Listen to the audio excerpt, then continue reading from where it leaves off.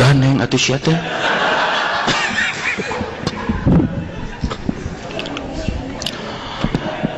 Assalamualaikum warahmatullahi wabarakatuh.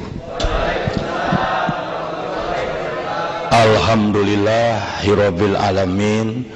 Wassalatu wassalamu ala rasulina Muhammadin wa ala alihi wa sahbihi ajmain. Ya ayyuhar rahimakumullah. Qala Allah ta'ala fil Qur'anil hakim. A'udzu billahi minasyaitonir rajim. Wa ma khalaqtul jinna wal insa illa liya'budun. Qala Rasulullah sallallahu alaihi wasallam, innama bu'itstu liutamima makarimal akhlak amma ba'du. Hai. Naon jol hai. Kalah aing we nu diharupna urang Jepang hungkul. Padulit teuing. Ibu-ibu, bapak-bapak, adik-adik, saudara-saudara seagama yang dimuliakan Allah.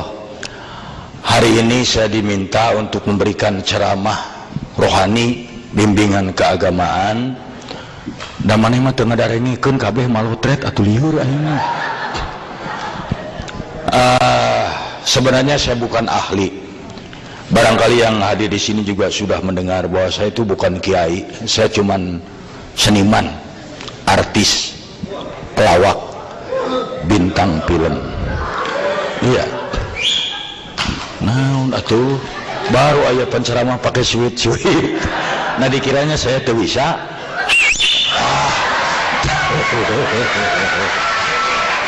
Nah, baiklah.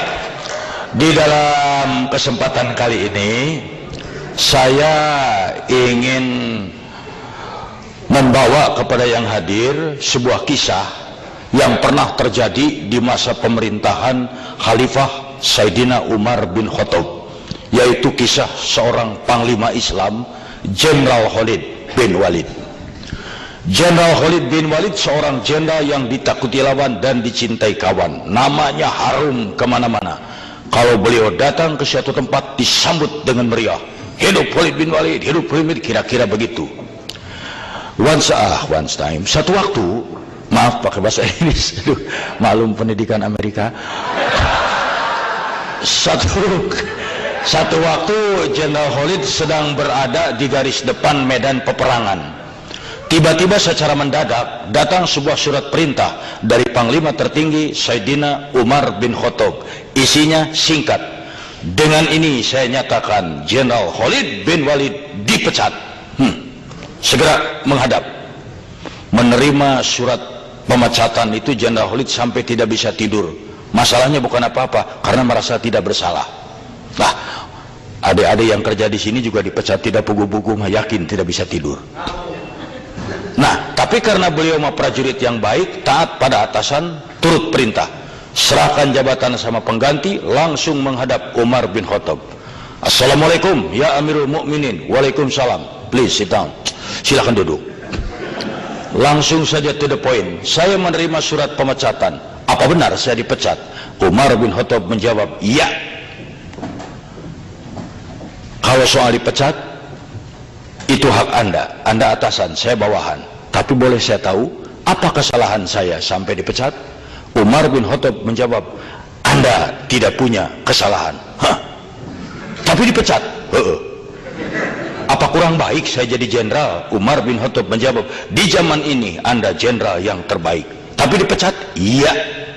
Kalau begitu jangan bikin siapa saran. Boleh saya tanya, apa alasan Anda memecat saya? Dengan santai Umar bin Khattab menjelaskan, ya Khalid, Anda itu jenderal yang baik, panglima yang baik. Setiap hari saya dengar masyarakat, rakyat, prajurit selalu memuji-muji Anda. Tidak ada yang menjelekkan. Catat Khalid, Anda manusia biasa. Terlalu banyak orang yang memuji, bukan mustahil dalam hatimu akan timbul rasa sombong. Sedangkan dalam ajaran Islam, innahu la yuhibbul mustakbirin, Allah tidak menyukai orang yang sombong. Seberat debu rasa sombong dalam hati, neraka jahanam yang menunggu. Karena itu maafkan aku, wahai saudaraku, untuk menjaga agar kau jangan terjerumus ke neraka jahanam. Apa boleh buat, saya pecat Anda, supaya Anda tahu, jangankan di hadapan Allah, baru di depan Umar masih belum bisa apa-apa. Mendengar jawaban yang demikian, Jenderal Khalid berdiri memeluk Umar bin Khattab sambil menangis dan berkata, terima kasih ya Umar, engkau saudaraku. Allahu Akbar. Itu jiwa Islam. Di zaman sekarang belum tentu ada 1 dari 1000 jenderal yang begitu. Sekarang mau disuruh berhenti, dan yang paling hebat setelah dipecat, apa beliau punung? Itu punung bahasa Indonesia naonnya? Apa beliau memunung? Tidak. Beliau balik lagi ke medan perang, bertempur lagi, dengan catatan perangnya bukan sebagai jenderal, bukan sebagai panglima, tapi sebagai prajurit biasa. Bayangkan bekas jenderal perang di bawah komando sersan. Tapi waktu ada yang bertanya, ya Khalid, apa-apaan? Anda sudah dipecat, masih mau perang sebagai prajurit lagi? Apa jawabannya? Saya perang bukan karena pangkat, jabatan, saya perang bukan karena khalifah, saya perang semata-mata karena Allah, mencari keridhaan Allah. Indah ini kisah. Nah adik-adik, coba kita ambil inti dari sikap Jenderal Khalid. Anda bekerja di Jepang sebagai ini, sebagai itu, bersekolah di Jepang, menuntut ilmu di sini, sehingga hanya satu, mencari keridhaan Allah. Wa ma khalaqtul jinna wal insa illa liya'budun. Mencari keridhaan Allah hanya satu, laksanakan perintah Allah, jauhi yang dilarangnya. Ya. Banyak zaman sekarang orang yang kecewa karena tujuannya bukan karena Allah, tapi karena sesuatu. Anda pergi ke Jepang dengan satu itikat, saya cari Jepang, cari duit, pulang dari sana ke Indonesia, punya rumah, punya mobil. Belum tentu. Saya datang ke Jepang, sulit cari kerja di sana, kita cari kerja di sini gajinya gede segala. Begitu berhadapan di sini, penghasilan tidak seperti yang diharapkan, capeknya melebihi, Anda akan kecewa. Karena apa? Salah tujuan. Seorang mahasiswa, dia kuliah karena apa? Ingin jadi sarjana. Setelah jadi sarjana, punya jabatan, punya kedudukan, rumah mewah, mobil indah, itu. Begitu lulus jadi sarjana, cari kerja pun sulit. Akhirnya apa? Dia kecewa karena salah tujuan. Coba kalau tujuannya karena Allah. Seorang mahasiswa, dia kuliah, ya Allah, begitu mau pergi, saya pergi ke kampus menuntut ilmu karena diperintahkan olehmu. Thalabul ilmi faridatun ala kulli muslim. Mencari ilmu wajib hukumnya bagi setiap muslim. Go, pergi kuliah. Mau jadi sarjana, mau tidak, itu urusan nanti. Apa yang harus jadi sarjana itu sukses hidupnya hanya sarjana? Belum tentu. Lihat macan, lihat harimau, apa pendidikannya? SD juga tidak tamat, tapi dokter dihakan. So saya berani ngadu harimau jeung insinyur, saya pegang maung. Nah di sini mungkin juga Anda itu bekerja, mati saya ke Jepang, ternyata di sini kekecewaan yang didapat, biarin aja. Yang penting sekarang saya ke sini mencari keridhaan Allah, cari keridhaan Allah. Satu. Tapi mencari keridhaan Allah tuh ya tidak gampang. Karena apa? Kadang-kadang we must choose one between two. Kita harus pilih satu di antara dua. Mana yang harus dipilih? Keridhaan Allah atau keridhaan bos? Keridhaan Allah atau keridhaan pacar? Keridhaan Allah atau keridhaan anak? Itu bukan main. Saya ambil contoh. Kalau Anda menjalankan ini karena Allah, akan lebih aman. Anda misalnya rajin bekerja karena apa? Bos keras, galak, disiplinnya kuat. Anda akan bekerja rajin sementara bos ada. Si bos ada rajin. Begitu, kemana si bos? Lagi bekerja, santai. Karena apa? Takutnya sama bos. Tapi kalau takut karena Allah, Anda dikerja di ruangan sendirian, tidak ada siapa-siapa, pengawas, kawan, bos, tidak ada, kerja aja sendiri. Karena apa? Saya rajin bekerja karena Allah. Yuk. Dipecat pun, kalau Allah ridho, mau apa? Oh, Habib ngomong mah gampang. Tidak, yang ngatur rezeki Allah. Bos juga kalau dipecat sama Allah, mau apa? Iya. Orang ngomong, itu ngomong mah gampang. Tidak. Saya Kang Ibing tidak punya kantor. Pelawak, di mana sekarang pelawak kantornya? Tidak ada. Kalau dihitung di atas kertas, ada yang manggil ngelawak, anak saya bisa makan. Kalau tidak ada yang manggil, anak saya barangkali sulit makan. Teori, prakteknya, Masya Allah, tidak punya kantor, villa ge boga, mobil halus, penghasilan teu eleh kudu di Jepang. Naon aing jika Jepang da di Indonesia gaing beunghar. Ini kepo deui. Bukan masalahnya apa-apa. Saya lihat tuh ada yang wanita lihatnya di bengong nih. Saya juga ngerti dalam hatinya ngomong, itu si Ibing di kaset di televisi mah belon aslinya mah ganteng, benar tak? Tidak usah ditepukin. Saya bukan burung merpati. Kos Japati aing pun jeung liur kamera aing mah yeuh. Mirabeng kieu. Nah, ini. Tapi yang paling sulit itu bentroknya. Sekarang diridhoi oleh bos. Tidak diridhoi oleh Allah, tidak diridhoi oleh bos. Mau apa? Itu sulit. Umpamanya nggak usah jauh-jauh. Islam mengajarkan sholat, tapi kantor Anda tidak memungkinkan untuk sholat. Coba, bisa saya sholat, tapi bos bisa berkata, pilih mau sholat, kamu keluar dari sini. Kalau tidak sholat, sok ikutin peraturan di sini.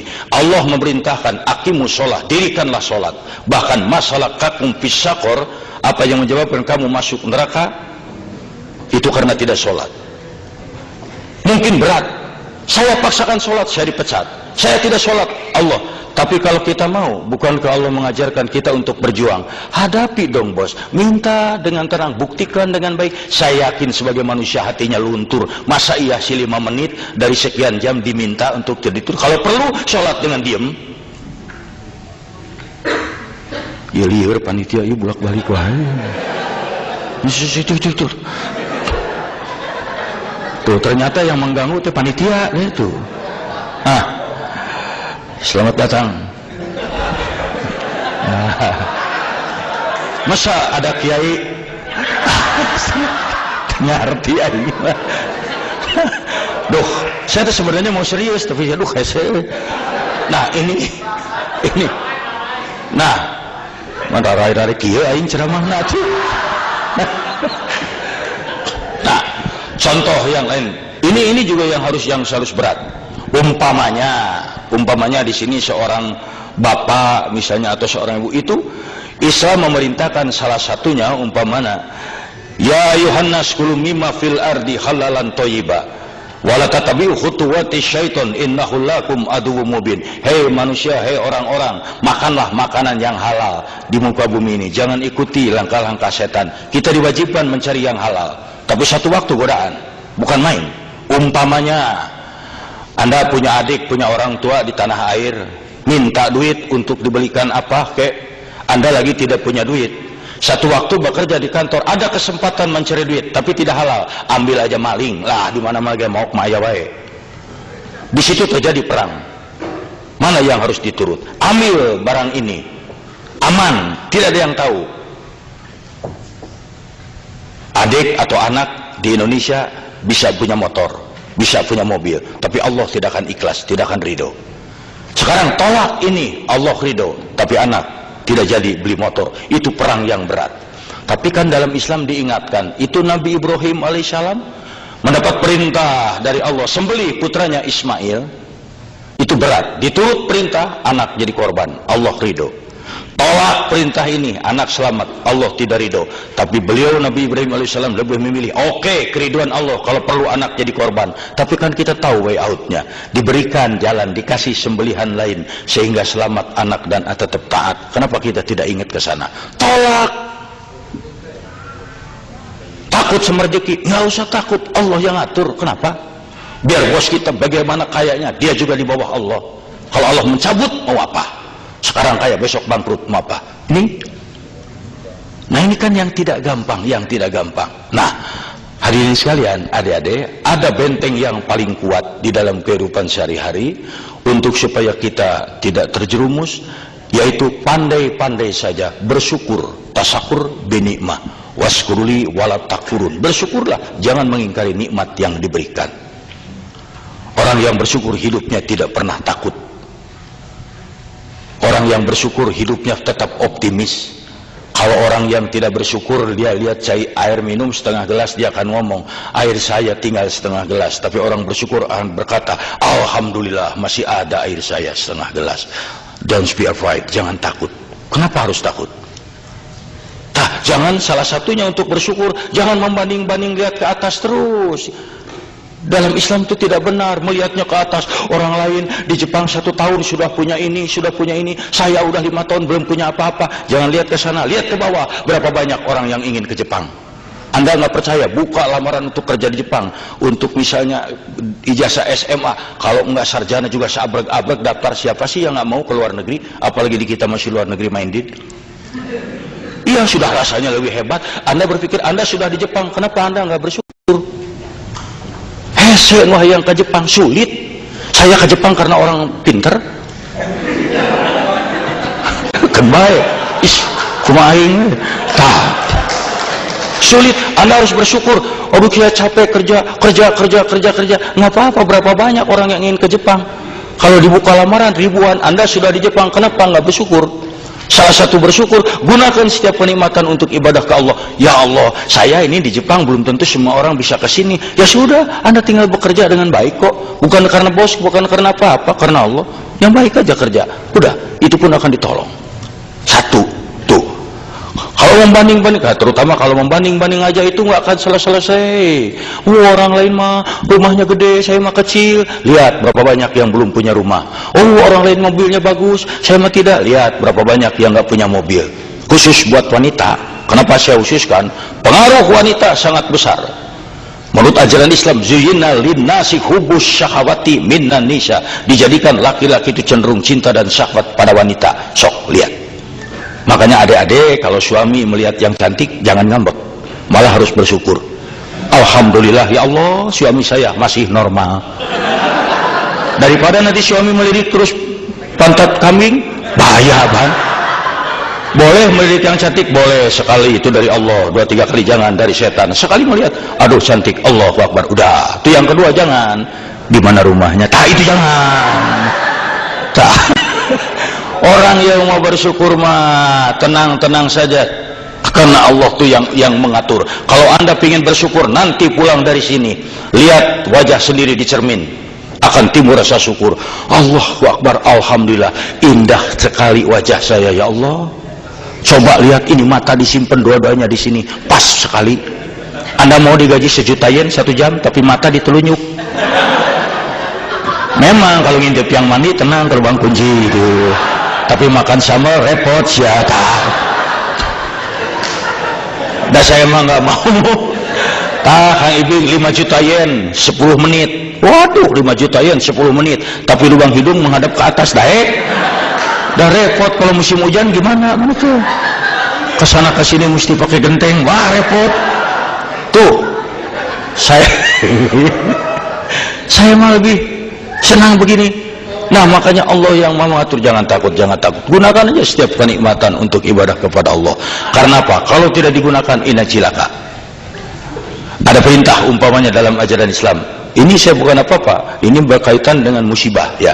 Karena yang namanya musibah itu biar di Indonesia, biar di Jepang, biar di Kutub Utara bisa aja kena pada tiap orang. Musibah itu banyak. Dari mulai misalnya kecopetan, kemalingan, kebakaran, dirampok, sakit gigi, itu semua musibah, semuanya tabrakan musibah. Dan yang nanya musibah, kalau dia hinggap pada seseorang, dia tidak pernah pilih-pilih.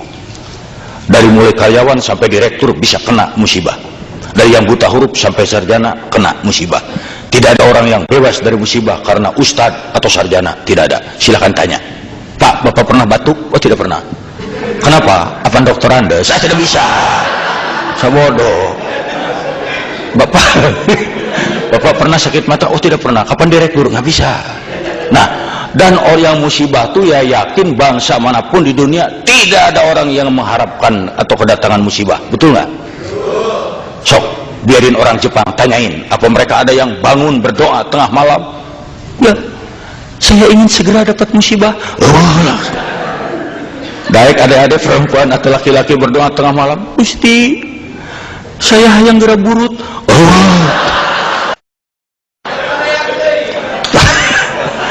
Nah, dan yang namanya musibah ada berapa macam. Satu, musibah itu sebagai ujian. Ujian untuk apa? Untuk meningkatkan keimanan. Anak SD kalau di Indonesia mau naik ke SMP itu ujian. SMP mau pindah ke SMA, SMA mau ke mahasiswa, mahasiswa harus sarjana, ujian. Tanpa ujian tidak naik dia tingkatnya. Demikian pula keimanan, ketabahan terhadap Allah. Tanpa diuji tidak akan meningkat. La tublawuna fi amwalikum wa anfusikum. Kau bakal diuji mengenai diri dan hartamu. Ujian itu pasti banyak. Mungkin Anda nikah sama orang Jepang, ternyata orang Jepangnya itu punya pacar lagi, kemudian Anda merasa disakiti, itu musibah. Kenapa? Dan yang kedua, masobaka min hasana faminallahi wa masobaka min sayyati famin nafsi. Apa saja yang datang musibah kepadamu itu dari Allah. Apa aja kebaikan yang datang kepadamu itu dari Allah, dan apa saja musibah yang menimpa itu kesalahan darimu sendiri. Semua musibah itu kita yang salah. Sok renungkan. Kita jatuh, lagi jalan jatuh, kenapa tidak melihat kita yang salah? Kebakaran, kita yang salah, kenapa tidak teliti mademin kompor? Kecopetan, salah kita, kenapa tidak nyimpen duitnya di mulut? Ini di mulut sulit nyepetnya. Tuh, salah kita salah. Tapi mungkin satu waktu kita punya kesalahan, kita punya musibah, dan setelah dipikir bukan kita yang salah. Umpamanya apa aja kesalahannya, Anda sudah begini, sudah baik, ternyata dapat juga musibah. Itu ujian. Itu ujian. Dan yang kedua itu kesalahan kamu sendiri. Ini dia. Karena musibah adalah kesalahan dari kita. Tabrakan, salah kita, kenapa tidak nyetir yang benar? Salah kita. Kebakaran, kenapa tidak teliti? Nah, ini yang namanya musibah itu.